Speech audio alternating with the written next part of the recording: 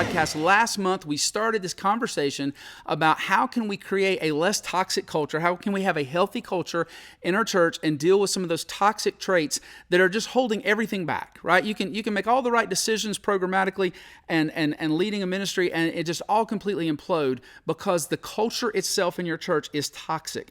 And so, again, toxic culture can completely torpedo all your other efforts to lead change that would actually help your church reach people and make a difference in your community. And so this stuff has to be dealt with. You can't just let it sit there and let it continue to ruin everything that God is trying to do. And so it's extremely important that you deal with these patterns. So let's recap those first 4 that we talked about in the last episode. First of all, we talked about clarity of mission and purpose.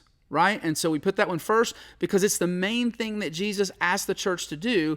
And so it's important that is the main thing. And so guess what? When you put the main thing as the main thing, your culture becomes healthier. The second thing that we talked about is constantly reiterating roles. And what we mean by that is just making sure that everybody at all times understands what their role is so that everyone has the freedom to do their job well. And it cuts down on the red tape. And then the third one we talked about is just don't allow gossip. Don't allow gossip. That may seem obvious. Of course, gossip is bad for your church culture, but make sure that you catch last month's podcast if you didn't hear it to talk about to hear about how you can keep gossip at bay. And then the last one we talked about last month was just communicate well. Make sure people are in the loop. Make sure that people understand the why behind what you're doing and not just the how. So that brings us to the fifth one as we get into these 4 today. And the first one is cast vision for a healthy culture and celebrate a good culture. We don't think about this one, right? But these 2 are really, really important. And we've already talked about casting clear vision for what your church is all about, right? And so you think, well, that's what you need to cast vision about. But actually casting vision for a healthy church culture is extremely important as well. So celebrate when people handle conflict correctly. You don't have to give names, but let the church know when you've seen a great example of following Jesus's commands for dealing with issues and seeking reconciliation. And it's beautiful when it's done right. Right? It's beautiful. And so you would say something like, hey, relationships are so important here. We want to handle them like the way that God says to handle them. And so we're not offended when someone comes to us with a concern about something that we did. We're grateful that they care. And we go to each other with love. And we're all about helping each other become more like Jesus. And Jesus knew sometimes that takes accountability. And so we're not going to run from that. Or maybe something like, hey, I love how our various leadership roles work together to support each other without stepping into one another's roles. I love how people on our leadership team are able to honestly share how they feel, but when we walk out of a meeting, they're totally all in on supporting one another. Whatever we came up with as a group, even if they disagreed with it, they're all in on supporting it publicly. I love that about our church. I love that about our leadership team. You're casting vision when you're praising those things. And here's the thing. It's kind of like money. We only talk about money when money's low, right? And that's not a good thing, right? Because that's the time when people are most kind of, on edge about hearing about it. But when it comes to these types of things in a healthy culture, anytime something goes well, talk about it and talk about why it was good. Also celebrate, you want to celebrate the right kind when the right kind of thinking succeeds. A long time ago, I was at a church and I rolled out a plan to the leadership team, and my pastor had asked me to work on this, and I had done all my homework. The plan was as rock solid as it could be, but the leadership team hated it. They didn't want any part of it. It required church members to possibly shift their Sunday morning schedules around a little bit, and it opened up the opportunity to reach a whole lot more people. But again, it asked church people to change. And so that was just, kind of an unhealthy culture. They were just like, hey, we don't want to change to reach people. We're not willing to change to reach people. And so I asked my pastor, what do we do? We can't grow without this idea. We're kind of capped out. And he said, well, we were there to inform them, not to ask their permission. So he's talking about roles, right? Now, I don't know that we communicated that very well to them, that, hey, this is our decision, but we're here to inform you, and we'd love to get your feedback. So he said, we're going to do it anyhow. But my point is that as the church exploded because of that, we constantly talked about how many more people were being reached as a result of people being willing to put themselves out and shift their schedule to make room for more people. And so we praise the fact, even though some people did it kicking and screaming, the fact that church people changed to reach new people. So I guess, the idea is that we want people to become proud of a healthy church culture. And I guess that word proud is that can be a little bit scary. But you want your church people to become proud that they care about the right things and the right way to handle any kind of drama. And not in an arrogant way, again, but in a we delight in what's right kind of way. And so that's the first one. The second one is constant gratitude. Constant gratitude. It's hard for cultures to be healthy without gratitude. When a church has a spirit of gratitude, there's a positivity that is contagious. And it's up to the leaders to establish that kind of spirit of gratitude.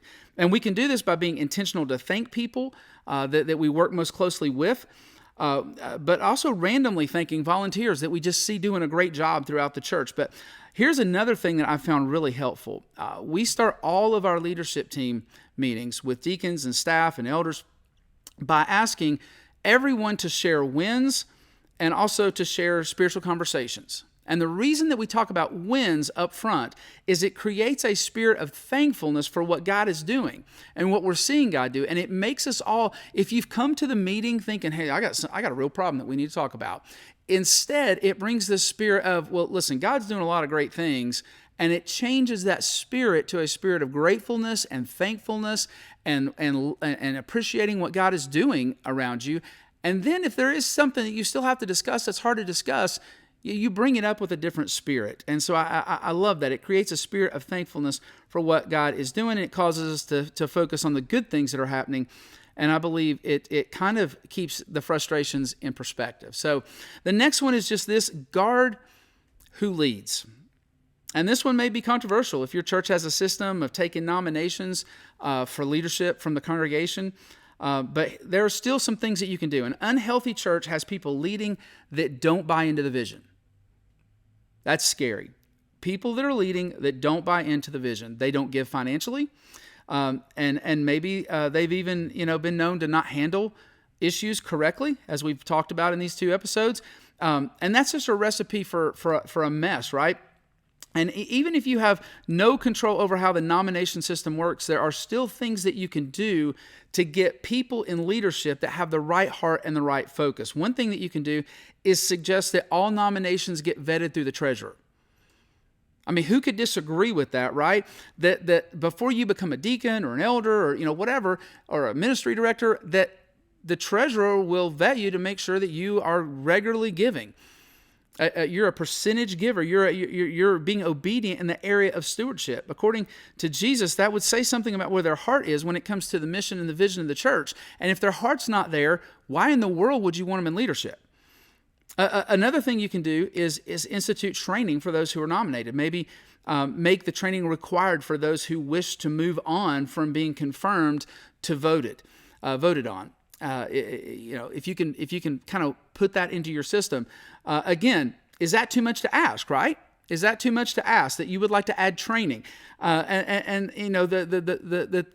ask that the people who are potentially coming on your leadership team would be well versed on how your leadership team functions, what their role is, why would that be a bad thing? Our training goes over how our leadership team functions, what everybody's role is, the idea that we show 100% support when we walk out of a meeting, even if it didn't go our way, how we deal with gossip, and of course the mission, the vision of our church, and what it means in terms of the fact that we're not going to say multiply a whole bunch of ministries as well. We're not going to try to do everything that we can possibly do. We're going to do a few things really, really well. And so we take our nominations for potential deacons from our current deacons. And then those names are run past the treasurer and also the staff, because sometimes staff members just know things that nobody else might know. And then the campus pastor is going to take that remaining list and sit down with each person and go through the training to see if they would be interested in serving. So listen, now, in some unhealthy churches, that system would be looked at as the pastor having too much say in who gets on the team. After all, The staff can drop names from that list just by saying, I can't go into detail, but there's some issues there that would not make this person a good choice at this time. Plus, the pastor is the one who extends the invitation to serve, and the person who does the training. So if the pastor has good accountability in every other way, that shouldn't be a problem. If it becomes obvious that the pastor's on a power trip, then it can be dealt with because he has accountability in every other way. But far more often, unhealthy churches spend a lot of time trying to make sure the pastor does not get his way, as if the person that God called and has gifted to lead a church should be the number one person who doesn't get to have his way as far as the direction of the church.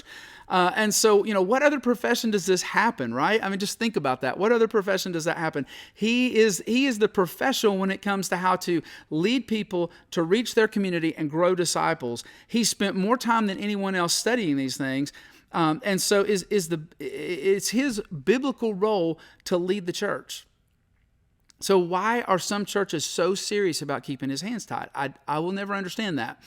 But for us, the point of onboarding leadership team members this way is so that we can protect the vision and the mission. It's not about the pastor getting his way. It's about making sure that the people who lead alongside of him are all in on what we're trying to do, so that we're not spending time on sideways energy. And the last one is just this. And honestly, this one's tough. Always come at an issue with the concern for the other person. When trying to change your culture to be more healthy, you're going to end up having a lot of tough conversations with people.